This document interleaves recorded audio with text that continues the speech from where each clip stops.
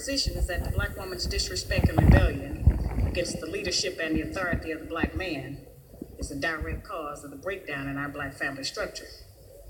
Now, of course, there are many black people who consider those fighting words because as black women, we have never been subject to the kind of examination that our men have been subject to since we have been here. We have been somewhat protected and shielded from any kind of critiquing about our personal behavior, whereas our men have always been up for examination. The book is not an attack on black women. I have never said that all black women do everything that I list in my book. None of us have lived long enough to do everything that I list in the book, but most of us do some of the things that I've listed in my book. And I do say that it is not because of generalizations that we are all victimized by some of the negative patterns of behavior in the book, but the book just represents our collective contribution. This is some of everything that we have done or that we do daily that contributes to the breakup of our relationship, the destruction of our man, and the failure of our children to be able to function. They did not tell us that all of that being my own person and I'm independent would lead to separation, loneliness, celibacy, and lesbianism. They didn't tell us that if you give up the man, you're going to take one of these things and it's worse and it will destroy your nation. They didn't give us that information. They made us think that it was some kind of glorified position to brag about the fact that I got my own job, my own credit card, my own car, so I don't need no man. I don't even know how we got that mixed up. Ain't none of that got nothing to do with being with no man.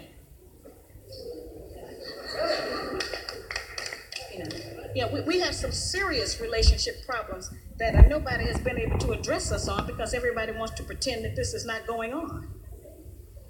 Over 60% of our women are single, widowed, separated, or divorced. They don't have a man. I just came out of Florida and they got a housing complex that the Urban League built, which is a black organization that is for women and children only. They say they don't allow any men in there.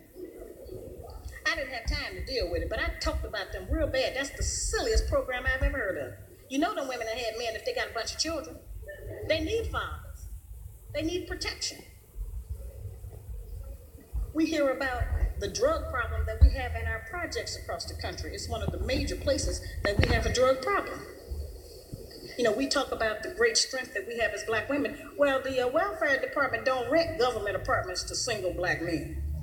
Those apartments belong to black women who are allowing this to go on in their home. We have not looked at what part of the responsibility do we share. Yes, black men sell a lot of drugs, and a lot of us black women get the money from them drugs and buy some of these fancy clothes we wear. Drive around in some of these fancy cars. He is not doing these things alone and without support from us, whether they are good or bad.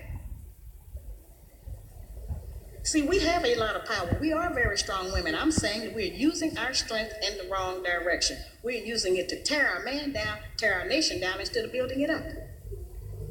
Having an education and a job does not necessarily mean you have a successful life. I keep telling black women that to raise a child, they say, well, I provided with food, clothing, and shelter. That's not raising a child, that's maintaining one. To raise a child, you need a parental coalition of a man and a woman.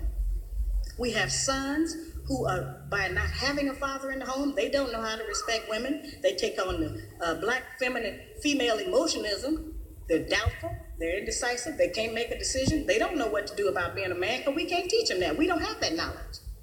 We have daughters who grow up in a home where they don't see any affection, where there's no man there. They go out into the world and try to mate. They don't have no idea how to be no woman to no man, how to function in a house with a man, because they haven't seen it. Most of our children, just like us, get all the information we have about how you be with a mate off television. It's the only medium that shows us anybody being together. Those rules have not worked for us. The white woman's liberation movement, we don't have anything to do with that. We have not been under the control of the black man for over 500 years, so what do we have to get liberated from them from? They haven't been our boss. That's the white woman and her man. They're going through that, and that's their business. We don't have any business being in that. They only introduced it to break down the civil rights movement. Civil rights movement started with the black man, the black woman, and the black child standing together, trying to plead for freedom, justice, and equality, and more benefits in the country that they had built. They threw the white woman in there with the women's liberation movement and made it a woman against man thing. That created a big separation between black men and black women, because then everybody started going for self. Then they bring the welfare system in and tell us in order to feed and clothe and house our children, we have to give up our man. You have to put the man out of the house. When the white farm wife goes to the government for subsidy for the farm, they don't tell her to get rid of the farmer, they keep that family together.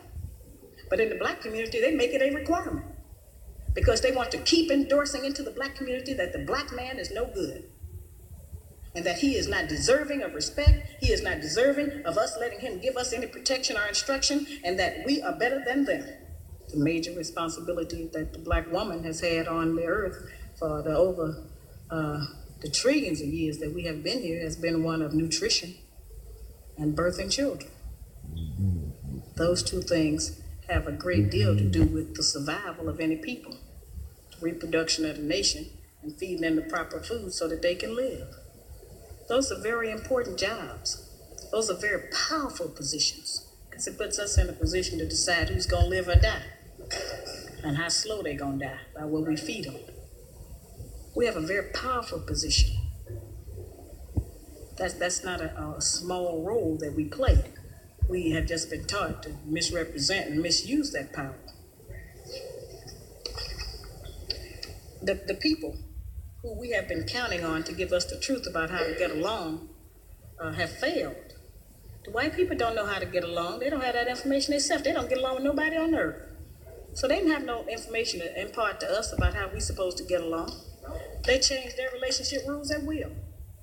We have, tons of black children around this country that I hear from who have grown up traumatized by the fact that they were referred to as the outside child. When we were having children like that, they called it illegitimate children, until the white woman started having them, and now it's single parenting.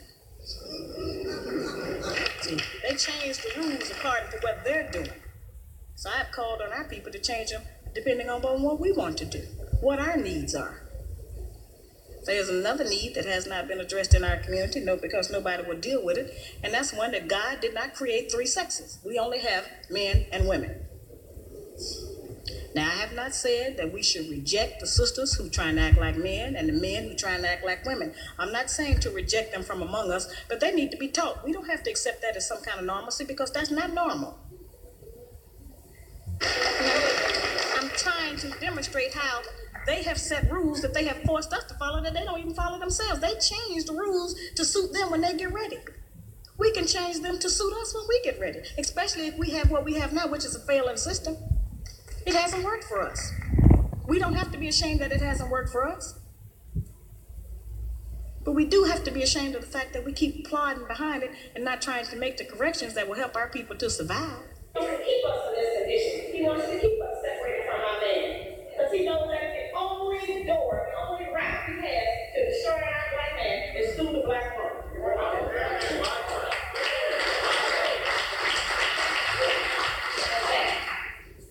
Doesn't matter what the woman's educational background is. In fact, we have proven that the more education we get, the more ignorant we get in front of our man.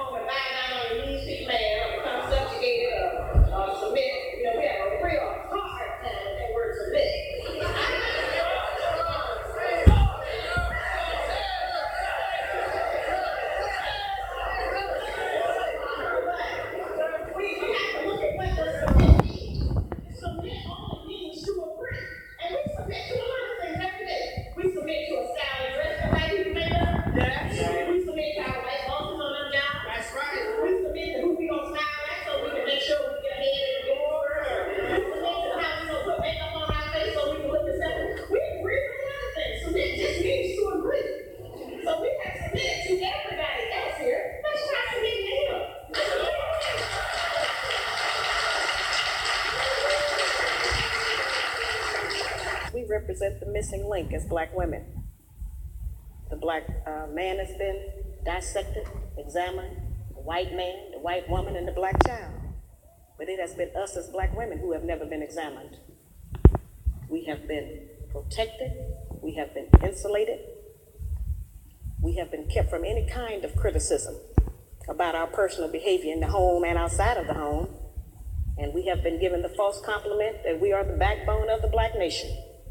There is no doubt in any community in this country that the men in those communities are the backbone of their nations. There is no doubt in the white community that the white man is the backbone of his nation. The European, the Buddhist, the Korean, the Japanese, the Hispanic, all of those men are the backbones of their community, and there's no doubt about it.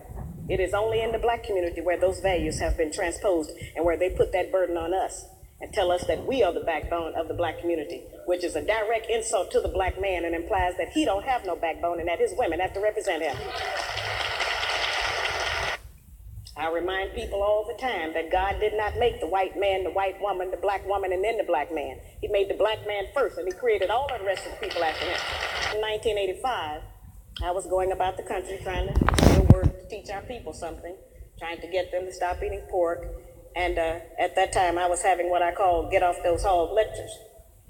And I would take the microscope out, and I would show black people how even if you cook pork, you couldn't kill the worm. I would show them that the worm was still alive in the meat after heat, because that's what they told us, that you could cook it and kill the worm. And so I would show them what it did to the brain and the spinal column. And so there were many black men who wanted to stop eating pork. They wanted to change their diets, and they were in agreement.